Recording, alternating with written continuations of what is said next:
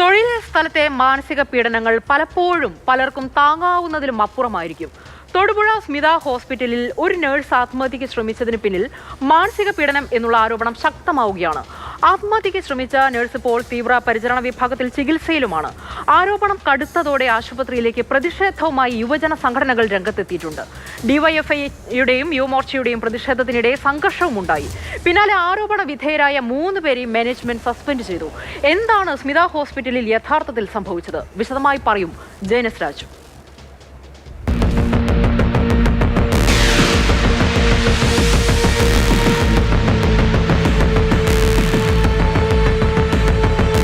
Thodupuzha Smitha memorial ഹോസ്പിറ്റലിൽ ഇന്ന് പുലർച്ചെയാണ് ഒരു സ്റ്റാഫ് നേഴ്സ് ആത്മഹത്യയ്ക്ക് ശ്രമിച്ചത്.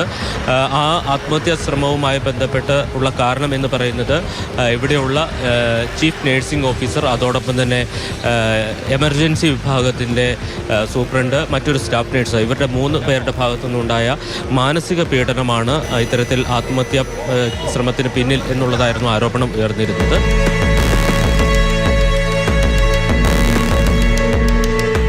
പോലീസ് എത്തുകയും മൊഴി രേഖപ്പെടുത്തുകയും ചെയ്തു. അതിനുശേഷം UNA ഇതിനകത്ത് ഒരു പ്രതിഷേധം സംഘടിപ്പിക്കാൻ ഒരുങ്ങി. ഒടുവിൽ മാനേജ്മെൻറ്റുമായി നടത്തിയ ചർച്ചയിൽ ഈ പ്രശ്നം രമ്യമായി പരിഹരിക്കുകയും ഈ ആരോപണ വിധേയരായവരെ ജോലിയിൽ നിന്ന് മാറ്റി നിർത്തുമെന്നും മാനേജ്മെൻറ്റ് ഉറപ്പ് നൽകിയിരുന്നു. പക്ഷേ അതിനുശേഷം ഈ ഉറപ്പിൽ നിന്ന് മാനേജ്മെൻറ്റ് പിന്നോട്ട് പോവുകയായിരുന്നു. ഇതിനെ തുടർന്ന് DYFI യുവമോർച്ച പ്രവർത്തകരും ഏറെ നേരം ആശുപത്രിയിൽ പ്രതിഷേധിച്ചു. ആദ്യം DYFI പ്രവർത്തകരാണ് ആശുപത്രിക്ക് അകത്തേക്ക് കയറി പ്രതിഷേധം ആരംഭിച്ചത്.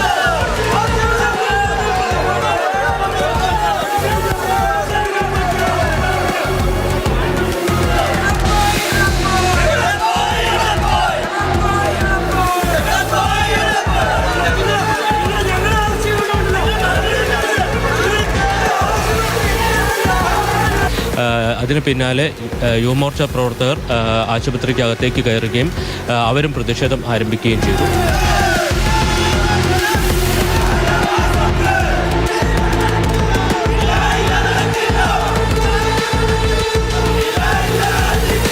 ആദ്യഘട്ടത്തിൽ DYFI പ്രവർത്തകർക്കും ഇത്തരത്തിൽ 3 പേരെ ആരോപണ വിധേയരായിട്ടുള്ള 3 പേരെ സസ്പെൻഡ് ചെയ്യുമെന്ന് ഉറപ്പ് നൽകിയിരുന്നു. പക്ഷേ പിന്നീട് ആ കാര്യത്തിൽ നിന്ന് പിന്നോട്ട് പോവുകയും ഒരു സ്റ്റാഫ് നേഴ്സിനെ മാത്രം സസ്പെൻഡ് ചെയ്യാം എന്നൊരു നിലപാട് മാനേജ്മെൻറ്റ് അറിയിക്കുകയുമായിരുന്നു. എന്നാൽ ഇതിന് വഴങ്ങാൻ യുവജന സംഘടനകൾ തയ്യാറായില്ല.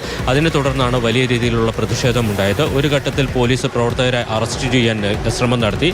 പക്ഷേ പ്രവർത്തകർ അറസ്റ്റിന് വഴങ്ങിയില്ല. ഒടുവിൽ ഗത്യന്തരമില്ലാതെ മാനേജ്മെൻറ്റ് യുവജന സംഘടനകളുടെ ആവശ്യങ്ങൾക്ക് വഴങ്ങുകയായിരുന്നു.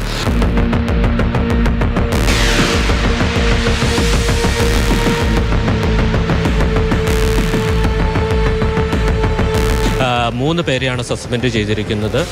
ആശുപത്രിയിലെ ചീഫ് നേഴ്സിംഗ് ഓഫീസർ, അതോടൊപ്പം തന്നെ എമർജൻസി വിഭാഗത്തിൻ്റെ സൂപ്രണ്ട്, അതോടൊപ്പം തന്നെ മറ്റൊരു സ്റ്റാഫ് നേഴ്സ്. ഈ 3 പേരെ സസ്പെൻഡ് ചെയ്തുകൊണ്ടുള്ള തീരുമാനമാണ് ഇപ്പോൾ മാനേജ്മെൻറ്റ് ഈ സമര സംഘടനകളെ അറിയിച്ചിരിക്കുന്നത്. അതോടൊപ്പം തന്നെ 3-ാം തീയതി ഈ വിഷയവുമായി ബന്ധപ്പെട്ട് മാനേജ്മെൻറ്റ് ഈ സംഘടനകളെ ചർച്ചയ്ക്ക് വിളിച്ചിട്ടുമുണ്ട്. ആ ചർച്ചയിൽ ഈ പ്രശ്നം രമ്യമായി പരിഹരിക്കും എന്നുള്ളതാണ് പ്രതീക്ഷിക്കുന്നത്. എന്തായാലും മാനേജ്മെൻറ്റിൻ്റെ ഭാഗത്തു നിന്നുണ്ടായ ധാർഷ്ട്യവും അതോടൊപ്പം തന്നെ അവർ ഈ വിഷയത്തെ സമീപിച്ചതിനുമുള്ള പ്രശ്നമാണ് ഈ പ്രശ്നം ഇത്രത്തോളം രൂക്ഷമാക്കിയത് എന്ന് തന്നെ പറയേണ്ടി വരും.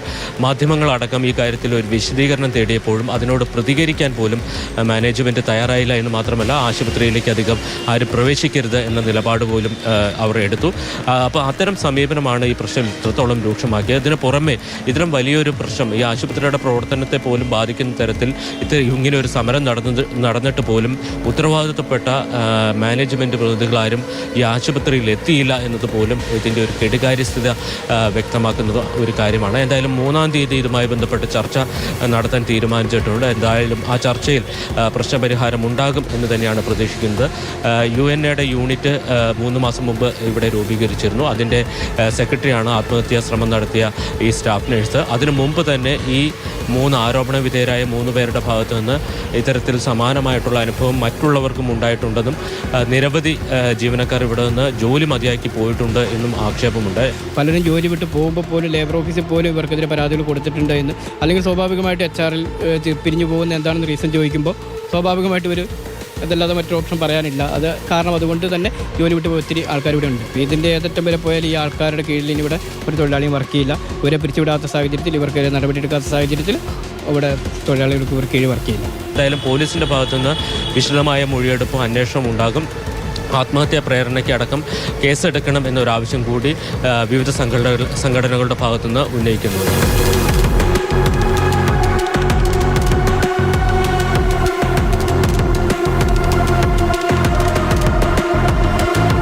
തൊടുപുഴയിൽ നിന്ന് വിനു കാഞ്ഞിരപ്പള്ളിക്കൊപ്പം ജെയിനസ് രാജു, മാതൃഭൂമി ന്യൂസ്.